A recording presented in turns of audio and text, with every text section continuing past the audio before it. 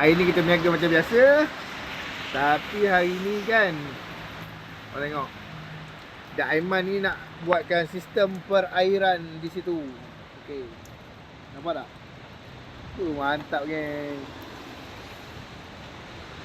Air yang bertakung kat situ semua dah turun dah Aiman buat.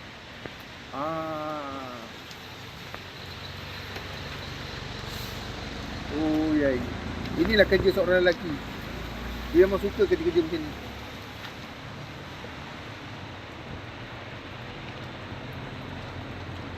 Tu bang, tu sumbat tu. Kat situ. Tu. Tu. Nampak? Ambil. Tu.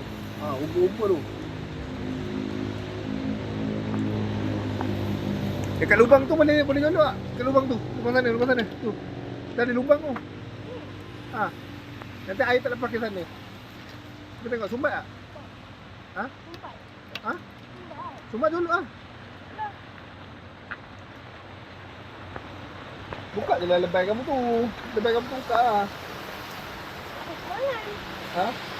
Tak, yang tu jolok dengan besi.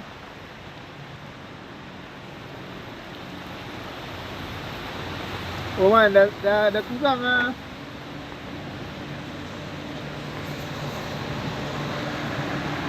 Itu dia guna sistem pemaritan.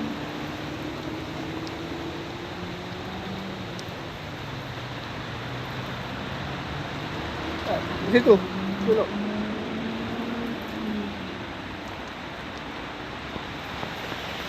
Mana nak singgah boleh singgah geng. Kita ada keripap geng. Kita ada nasi lemak, nasi goreng. Hari ni kita ada paru. Setiap hari Jumaat kita ada nasi lemak paru. Mantap tak mantap geng. Memang mantap geng kan.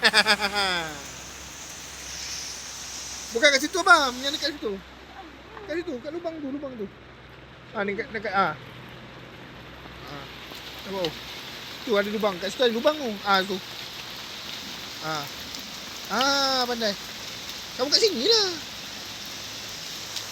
Keluarkan benda tu. Dah. Macam tu. Wah. Oh, air tu mengalir. Korang nampak air tu mengalir?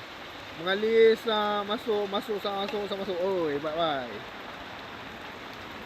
Sini dah kering lah. Nampak? Bagus lah Dak Aiman ni. Dak Aiman ni memang bagus lah.